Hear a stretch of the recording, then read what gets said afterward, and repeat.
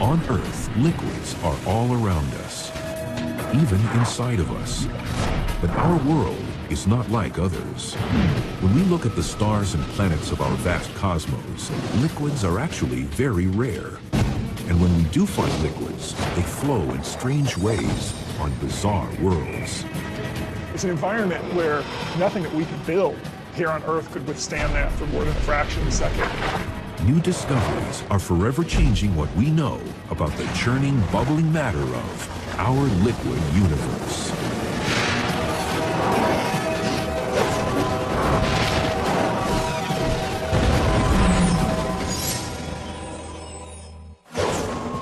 Liquids cover nearly 75% of the Earth's surface. We see them oozing from the ground or falling from the sky. And we manipulate them to power our cities and fuel our engines. But this is not the way of most of the rest of the universe. Liquids only make up a tiny fraction of all matter. Most of the universe consists of gas. Either interstellar gas, the gas between the stars, or the gas within the stars themselves, or the atmospheres of planets. The other stuff that exists is solid material. Planets are made out of solid material, but there's really very little liquid. And it's exactly what's most rare in the universe that seems to be the most important. If there were no liquids in the universe, I actually doubt that there would be life, at least life as we know it here on Earth. Looking in other planetary systems, there may be other forms of life that don't use liquidity, fluidity in some way, but right now it's difficult to imagine how that would work. So where in the universe do we find liquids? And what does it take for them to exist at all? Only in certain special locations where the temperatures and the pressures are just right do you get liquids. And one of those special places where the conditions are just right is on Titan, Saturn's largest moon. Titan is wrapped in a thick atmosphere 50 times denser than Earth's. But underneath the hazy orange sky, dimly lit by a distant sun and dominated by a stunning view of Saturn, lakes glisten. If we had a webcam on Titan and we were just looking out on the scenery, you could think you were on Earth, unless there was a thermometer in the image and you saw that the temperature was hundreds of degrees below zero. A cruel 290 degrees below zero, to be exact. And the liquid isn't water, but rather methane. When we think about the worlds of our solar system, there's only two worlds that have liquids at their surface. Low-density flowing liquids that could form lakes. And that's Earth with water, and Titan with methane. But how can something that's a gas on Earth be a liquid on Titan? Titan is certainly not quite Earth, and the biggest difference is really the temperature. Titan is so much further away from the sun that it receives very little energy, and that makes it a very, very cold world. And that means that the same elements that we have on the Earth behave very differently on Titan. You could imagine a scene like this on Titan, but the liquid that's lapping up on the shore is liquid methane, clear, liquid, maybe a very tiny, gentle breeze like the one we're feeling here today, with just tiny waves coming up. And the whitish stuff that makes the shore is water ice. It's literally frozen water, as hard as rock. So when we think of rock and water, in Titan, think of water ice as the rock and liquid methane as the liquid. Clearly, at such a low temperature, liquid water turns into solid ice. But which state any type of matter takes, liquid, solid, or gas, has to do with how the individual molecules, its building blocks, are interacting. It's a bit like how a flock of sheep will respond differently to different conditions. These sheep can be thought of as individual atoms or molecules, like molecules of water. And just like molecules of water, they can be in different states. For example, right now, they're kind of clustered together. They're not moving around very much. They're penned in. That's like solid water, ice. In a solid, the molecules are really penned in by their nearest neighbors. They're not allowed to move much at all. When water boils and steams into a vapor, it changes phases from liquid to gas. In a gas, the constituent particles, the atoms or molecules, are all wandering around in a kind of chaotic way, and they tend to move faster if the temperature is higher. And sheep wandering around in a wide open field, free to wander every which way they want, they won't necessarily stay together. They might go off in one direction or the other. That's like a gaseous state of sheep. They're far from one another, but there's a lot of space between them. Their motions are unconstrained. But liquid, like water, is magic. It's a state of matter in limbo, somewhere between the rigid structures of a solid and the random scatter of a gas. In a liquid, the atoms or molecules are somewhat constrained by their neighbors. They might pass each other up a little bit, but they tend to flow together. When sheep are in a flock, kind of constrained by the herders and flowing along from one place to another, that can be thought of as a liquid. They can pass each other up a little bit, but they're basically not wandering too far away from their nearest neighbors. They're all going together. They're all going with the flow, so to speak. On Titan, the frigid temperatures keep methane molecules stuck together in a liquid form. They're moving like sheep in a flock. On Earth, methane is naturally a gas, with its molecules floating around like those free-ranging sheep. To transform it to a liquid, so that the methane molecules are like a flock, scientists need to squeeze them together with 300 times normal surface pressure. One of the main uses of methane on Earth is for heating and cooking. And so methane is a great source for power, whether it's heat or some kind of propulsive power. Liquid methane is such a great source of power that NASA is testing it as a potential new rocket fuel. Currently, spacecraft launch into orbit on the backs of fuel tanks filled with liquid hydrogen. Because it's lighter and denser than liquid hydrogen, launches burning methane could be cheaper. And like liquid hydrogen, liquid methane combusts readily because of the presence of oxygen. But on Titan, because the atmosphere lacks oxygen, methane isn't flammable. So Earth has nitrogen and oxygen, Titan has nitrogen and methane. And it's curious that these are the only two worlds in the solar system that have nitrogen as their dominant gas in the atmosphere. So in that sense, Titan is our sister world. Oxygen would be a dangerous explosive gas on Titan because it's surrounded by methane, the same way that methane is a dangerous explosive gas on Earth because we're surrounded by oxygen. On Titan, the liquid methane collects in pools, some as large as the Great Lakes. The lake country on Titan is the northern polar regions. Enormous number of lakes. We see one lake in the south. We don't really understand why all the lakes moved north and left one behind in the south. Why aren't there more lakes in the south? A recent discovery may have provided an important clue. In August 2009, researchers detected a sudden appearance of storm clouds around Titan's equator. This could mean that liquid methane mimics the water cycle on Earth, where water evaporates from lakes in one area and then rains to form lakes in another. In the desert landscapes of Earth, you have occasional cloudbursts where it rains very hard and the water rushes through with the dry valleys.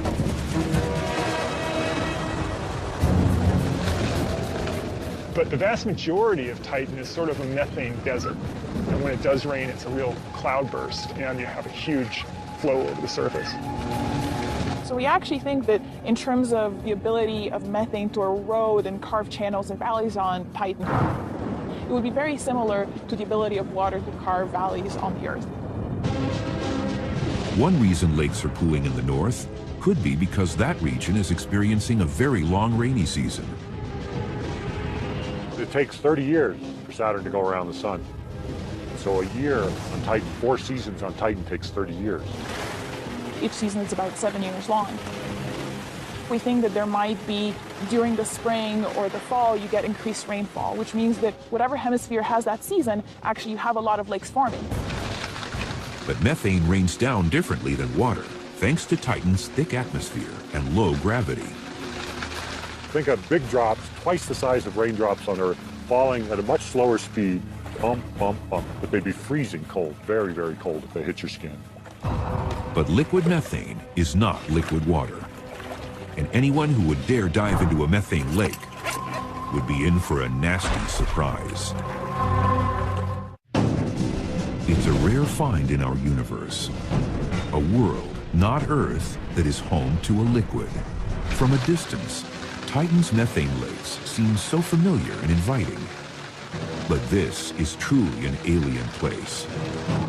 First, the temperature of Titan's lakes is hundreds of degrees below zero.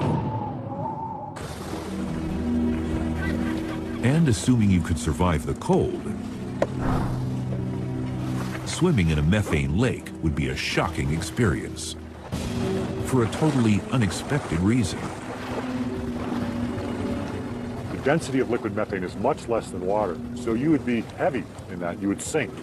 I weigh 200 pounds. In water, my effective weight is very close to zero. In liquid methane, my effective weight would be 80 pounds. So imagine trying to tread water in a lake or a swimming pool with an 80-pound weight belt tied to you. That's going to be hard. That's what it'd be like trying to swim in a lake in Titan. Methane is so clear, divers might feel as though they were looking through liquid air. That's not the case in most water lakes. But water's opacity isn't just due to pollution. It's also the result of a natural characteristic of water, which turns out to be vital for life on Earth. In this picture is water. We're familiar with the properties of water. Here we have a liquid that looks like water, but it's not. This is a hydrocarbon. This is analogous to the liquid methane on Titan. They look the same, but they have very different chemical properties. To show the difference between these two liquids, I'm going to take some crackers, kind of things that we eat, starch, sugars, salt, and I'm going to put it in the liquids. So now we've got crackers in the water. I'm going to take a set of crackers, the same number of crackers, and I'm going to put them in our liquid hydrocarbon. Because water dissolves things so well, it's considered a powerful solvent. Methane, on the other hand, can't dissolve other materials as effectively. Look at these crackers coming out. This cracker is still as crisp as when we put it in. This is not a very good solvent. Water's dissolving power comes from its molecular structure. A water molecule is H2O, which means two hydrogens on an oxygen. And if you just think about the shape of the molecule, you've got your oxygen and two little hydrogens on one end. This structure means that one end of the water molecule has a positive charge and the other has a negative charge. So the little water molecules are like little magnets going around, stirring things up, repelling some things, attracting other things. By contrast, methane is a weak solvent. Methane is a carbon with four hydrogens on all sides. It's even, it has no polarity, it won't break up other molecules. Since water dissolves what it contacts, it can turn itself into a rich and sometimes murky soup. So here in water, organisms that have evolved to live in a rich soup like that, they're going to be small and compact. And that's what we see on Earth. Microorganisms are small and compact. They can get their nutrients from the water. But methane could be an appealing liquid for a different kind of life form. Imagine an organism on Titan looking at Earth and seeing the liquid water. It would just be appalled that anything would want to live in such a reactive, hot, aggressive liquid. And it would think, geez, that can't be life on Earth. The liquid there is much too difficult to manage. Any alien visitors might immediately be drawn to Titan or Earth because liquids flow right on the surface. Over 300 million trillion gallons of water slosh around on Earth alone. But that might not impress interstellar travelers very much, because none of Earth's 7 seas are the biggest or deepest oceans, even in our solar system. Jupiter, the 5th planet from the Sun, conceals an immense and bizarre liquid sea beneath its mysterious clouds. Reaching this liquid would require a spacecraft far beyond the limits of modern technology. It would have to somehow withstand incredible pressures and, more importantly, be able to stand up under temperatures that are much hotter than the surface of the sun. At 1,400 times the volume of Earth, this giant planet is mostly made up of hydrogen and helium gas. But miles and miles beneath those clouds, there's a point where the weight of that atmosphere gets so intense, gas turns into liquid. Lots and lots of liquid. The journey to the liquid begins at the outer edge of Jupiter's atmosphere, where the air pressure is close to what we experience on Earth's surface. Diving into Jupiter would be an amazing experience. First, you'd go through all these upper cloud layers where there's ammonia and methane and other compounds. They're really colorful and swirly, lots of storms. The explosion of color indicates a strange brew of chemicals mixed in the hydrogen and helium. Because there's a lot of different sulfur compounds in the atmosphere of Jupiter. So as you fall down through the upper layers of Jupiter, you would have the smell of rotten eggs. So a trip to Jupiter starts off in an unpleasant way. Just like passengers on a commercial jet descending from high altitudes, passengers on a spacecraft descending into Jupiter's atmosphere would feel pressure on their ears. If you go deeper into the interior of a planet, the densities become higher, the pressures become higher, the gas is more compressed. That's similar to what we have here on Earth. Way up in our atmosphere, the densities and the pressures are low. As you go farther down, they increase. After descending for 13,000 miles, it's dark because sunlight can't penetrate through so much matter. At last, the darkness lifts. Light streaming from Jupiter's ocean lies just below. You don't splash down onto the sort of the liquid ocean of Jupiter in the same way that you splash down on Earth. It's much more like you're going through a steam that becomes denser and denser and denser until it's indistinguishable from a very, very hot liquid. The liquid is hydrogen. This steamy sea, stretching from horizon to horizon, is what passes for the surface of Jupiter. It may seem unthinkable, but this liquid hydrogen ocean is floating above another, even more bizarre liquid below it. Liquids aren't easy to find on worlds outside of our own. They often take forms we can't imagine on Earth. And that's the case with Jupiter's hydrogen ocean. Strange as it may seem, the most abundant liquid in the universe is liquid hydrogen. Now, in fact, in some ways, that's not so strange. Hydrogen is by far the most abundant element in the universe. In most places in the universe, hydrogen molecules are moving randomly about as a gas, like those sheep grazing in open space. But the conditions inside Jupiter don't let them roam so freely. The difference between the different states really has to do with how closely the molecules are crushed together, if you will. On Earth, we see liquids form from gases when we leave out a glass of ice water. As warm air comes in contact with the surface of the cool glass, the drop in temperature saps the energy of the air molecules, bringing them closer together and forming a liquid. Temperature isn't the only thing that affects the state of matter. Pressure also plays a very important role. Pressure, as you can imagine, sort of crushes. The higher the pressure, the more it crushes molecules together and can take a gas and compress it into a liquid. For example, even in interstellar space, where it's over 450 degrees below zero, a glass of water would just boil away. So when you take that glass of liquid water to space, it's not the temperature, it's the low pressure that allows all the molecules to fly away and turn the glass of water into a gas. The reverse occurs inside Jupiter's blast furnace interior, where hydrogen molecules are jammed together by the colossal weight of the atmosphere above. If you squeeze the particles down so they're not vibrating very much, then they tend to sort of stick to one another. They start flowing together. That's the liquid state. That's why, if liquid hydrogen were somehow instantly transported to Earth, without enough pressure to contain it, even a tiny bit could redefine what we think of as a hydrogen bomb.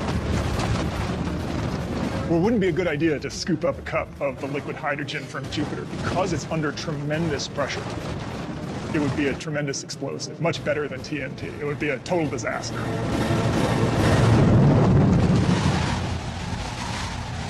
Inside Jupiter's liquid hydrogen ocean, it's over 17,000 degrees.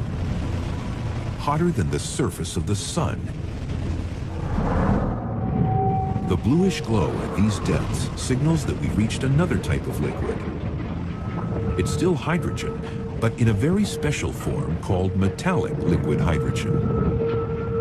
It's brighter than the surface of the sun and far, far bluer than the surface of the sun. It's an environment where nothing that we can build here on Earth could withstand that for more than a fraction of a second. In this extreme environment, the hydrogen molecules that make up Jupiter's ocean start to act very strangely. The molecules of the regular liquid hydrogen ocean are like those sheep, moving as a flock. Or better yet, more like what's happening inside of an amusement park, when bumper cars are streaming around a rink. So what makes a liquid is the ability of the atoms and molecules to slide past each other. The atoms are free to move and they jostle around, much like these bumper cars here at this bumper car rink. They can't fly freely, but they are changing their neighbors all the time. Inside each hydrogen atom, whether it's in a gas or liquid form, a single electron is bound to its nucleus, buckled into the driver's seat of its own atomic bumper car. But at the surface of Jupiter's metallic liquid hydrogen, a depth where the pressure reaches 3 million times what we experience on Earth's surface, the hydrogen molecules are freaking out. The liquid hydrogen actually becomes liquid metallic hydrogen.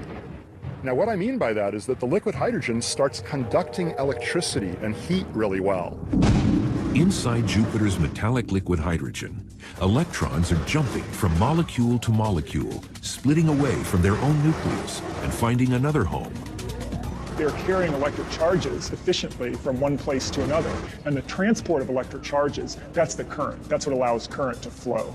And you sure wouldn't want to be there if someone were to discharge a big bolt of lightning or something like that, because that electricity would travel easily through the liquid metallic hydrogen, zapping you, completely frying you. The closest thing to metallic liquid hydrogen on Earth is liquid steel. When they pour the liquid steel out of the cauldron, it's glowing hot, it's flowing, it's conductive of electricity. That's very much like the interior of Jupiter would be like if you could be down there. Inside Jupiter, the metallic liquid hydrogen is different from the regular liquid hydrogen because it's conducting electricity. So the fact that the electrons are able to flow freely inside means that you can have strong electric currents in the interior of Jupiter. And whenever you have a fluid that has strong electric currents, then it will create a magnetic field.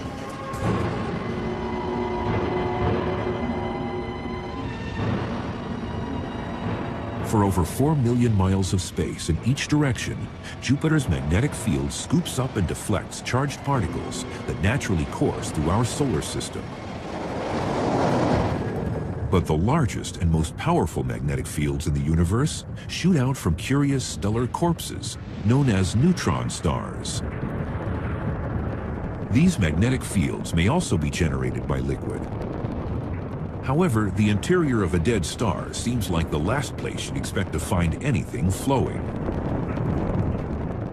A neutron star is like a big hunk of neutron material, just packed as tight as it can be.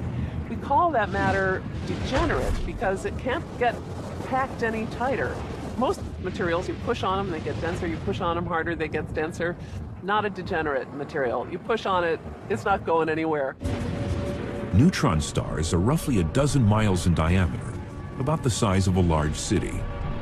Neutron stars are so massive, and the mass is compressed into such a tiny region that it basically has started to warp space itself. Visiting its surface is impossible. Anything that you could build out of ordinary material would be immediately flattened and crushed on the surface of a neutron star. Neutron stars, the gravity is so high that even the highest mountain range on a neutron star is just measured in literally millimeters. Could liquid possibly exist inside this hostile environment? Surprisingly, the answer may be yes. Some scientists believe that neutron stars are not solid to the core.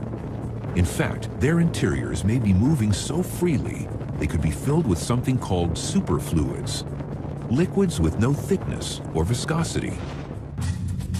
This Viscosity is a measure of how resistant a fluid is to flowing. So a low viscosity material like water flows very easily. I mean, you can see how quickly it falls into this bowl.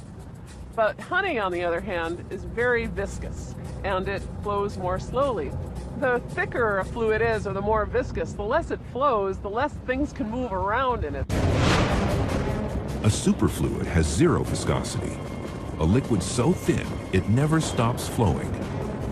So in the bizarre fluid inside a neutron star, it has what we call a superfluid property. And so what that means is that if you start up some sort of current, if you're able to start up a vortex inside a neutron star, then it will just keep going and going and going, and it won't die out. There's no viscosity that causes these currents to dissolve away. Some neutron stars spin like tops, rotating several times every second. And just like the metallic liquid hydrogen works for Jupiter, a superfluid interior sloshing energetic particles around spawns a massive magnetic field. Except that a neutron star's magnetic field is millions of times more powerful. Our planet has its own liquid churning deep inside. Although no one has ever seen it, life on Earth wouldn't exist without it. Life as we know it wouldn't exist without liquids. On Earth, you might think it's water that's most critical. But there's another earthly liquid that's just as vital. 1,800 miles below the Earth's surface, where it's a scalding 7,000 degrees, a sea of liquid iron over 1,000 miles deep engulfs the solid inner core of our planet. But how can scientists be sure what's inside the Earth? That's exactly what Gina S. from Danbury, Connecticut wanted to ask the universe when she texted us. How do we know the Earth has an iron core if we've never seen it? Thanks for the question, Gina. It turns out that scientists can often infer things indirectly, even if they can't see them directly. For example, we know that the Earth has a liquid iron outer core and a solid iron inner core because Earth has a big magnetic field. And motions in this electrically conducting liquid iron core are what produce the magnetic field. Without a magnetic field, life on Earth's surface would suffer. If it didn't exist, then all these charged particles coming from the sun and from outer space would go zipping through our atmosphere and interact with living cells, causing lots more cancerous mutations. Unlike at the core, the conditions at the Earth's surface freeze iron into a solid so strong we turn to it when we need to construct tall office towers or long bridges. But in distant corners of the galaxy, there are worlds so naturally hot and dense that iron is nothing more than a steamy drizzle. They're out there, mostly overlooked and misunderstood. Too big to be planets and too small to be stars. They're known as brown dwarfs. These objects are like supersized versions of Jupiter, gas giants, except up to 75 times more massive. Brown dwarfs, in a sense, are failed stars. They didn't have enough mass ever to produce sufficiently high temperatures and pressures in their interior to ignite normal hydrogen and burn it for a long time. But these objects are still very hot, and despite their names, not brown. If you were right there, it would be glowing sort of a cherry orange red. A lot of heat coming off, so you would get burned in the vicinity of a brown dwarf. These objects are so hot that brown dwarf clouds aren't made of water vapor like on Earth, but rather gaseous iron vapor. In the interior of the brown dwarf, where the pressures are sufficiently high, the gaseous iron can condense into a liquid and can actually rain down as liquid droplets of iron. That is really cool. That's right, it rains iron on brown dwarfs. Fortunately, we don't have iron rain here on Earth, but if we were to have it, it wouldn't be very pleasant at all. There'd be these hot blobs of iron hitting your head and your cheeks and your arms and burning them, scalding them, and plus being pretty heavy. You know, if you get hit by a rapidly moving droplet of iron, that wouldn't feel very good. Liquid iron never falls on Earth, but it might be happening right now, all across the universe. Our galaxy is really teeming with brown dwarfs. There's tens of billions of brown dwarfs in our galaxy, almost as many as there are actual stars. But our galaxy is also flooded with smaller worlds, rockier and cooler, more like Earth. One of the most amazing things that happened recently that we found the first planet that could potentially have water on its surface. The planet is in a solar system orbiting a star named Gliese 581, about 20 light years from Earth. The fourth planet out, Gliese 581d, circles so close to its star that one of its years lasts just 66 days. But that's a good thing if we want to find a planet with water on its surface, because Gliese 581 is smaller and cooler than our Sun.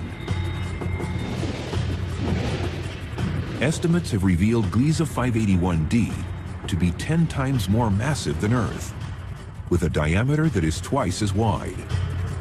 Some scientists think that what makes up that extra mass could be mostly gas. That means Gliese 581d could resemble the gas giants of our solar system, like Jupiter, Saturn, Uranus, and Neptune. Lots of gas, very little liquid. But others believe that Gliese 581d is different, more like Earth. We think 10 times Earth's mass you can make up by just piling rocky material together. So just make it something that we call a super Earth. It could be a mini Neptune too, the jury is still out, but it's the first one that could be like Earth, just bigger. At 10 times Earth's mass, this exoplanet may turn out to be a water world, covered in a very deep ocean. Gliese 581d's tight orbit means its parent star's gravity keeps the same side of the planet facing the star. That means half of the planet never goes dark. So basically, whenever you look up at the moon, you see the same side of the moon. That would happen to a planet that close to a star.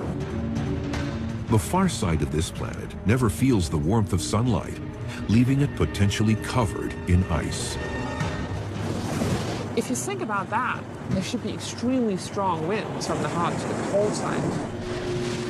Wind creates waves, even on Earth, whenever gusts of air push and pull at the water's surface. If Gliese 581d really is a water world, then there's no land to break up the waves. You have waves mile high that keep going for miles. So if you like surfing, that's definitely where you want to be. There might be a hard surface underneath this super ocean, but it's unlike anything we know on Earth. It's a state of solid water known as Ice 7. Instead of sheep or bumper cars, let's imagine water molecules as individual aluminum cans dumped into a container. At typical Earth temperatures and pressures, they interact and move together as a liquid. When they freeze, water molecules lock together into solid ice. It's a molecular structure of water that scientists refer to as Ice 1. Now, Ice 1, the one that you and me are actually used to, this is just because it doesn't have much energy left to move, because it gets so cold. The massive ocean of a water world would be hundreds and hundreds of miles deep. Just like on Earth, the deeper the water, the greater the pressure. If the pressure is great enough, something funny happens to water. It turns solid, into a kind of hot ice. If you raise the pressure of a liquid, you can generally turn it into a solid because you're squeezing the atoms and molecules so close together that they feel penned in. They can't move past one another. They can't flow. Higher pressures can create a variety of solid ices with internal structures different from frozen ice, or Ice 1. The difference between anything like Ice 1, 2, 3, 4, 5, 6, 7, we think it goes to 10, but it could go any further, is actually the pressure. The difference between what we used to, Ice 1, and the other ices is that on the other ices, there are pressures that actually act on these cans. On a planet this big, the water pressure can reach levels millions of times what we experience anywhere on Earth. That means Ice 7 could be forming underneath the oceans on Gliese 581d. Diving down there, water, 70% of your body would actually become ice. So probably not the best option. So for now, right now, technology-wise, we probably have nothing that can go down and explore it. But if we're just looking for liquid water, we don't have to travel outside our own solar system. We have a neighbor that has more water than all the oceans of Earth combined. In a universe of liquids, Jupiter's moon Europa appears to be an unlikely place to find some. It's an Arctic wasteland, sheathed in water ice and riddled with cracks. It's like looking down on ice floes in the Arctic or Antarctic. You see cracks that have been just offset from one another and suggesting that the surface is kind of floating around on top of a liquid underneath. And it's not just a splash of water either. Beneath a layer of ice 60 miles thick lies an ocean 60 miles deep. That's deep. That's a lot of drilling you would need to do if you're going to go ice fishing on Europa. Smaller than our moon and nearly 3 times farther away from the sun, as tiny Europa orbits, it passes through Jupiter's magnetic field. But it's another mighty Jovian force that keeps a world so far from the sun from being frozen solid. It gets energy from the gravitational tug of Jupiter. Jupiter is very massive, and it pulls tides on Europa much the way the moon pulls tides on Earth. Jupiter's gravity teams with the tugging and shoving of the other satellites in nearby orbit to mash and stretch Europa. The resulting friction heats and melts the moon's interior. What's left, ground up inside Europa, is salt water.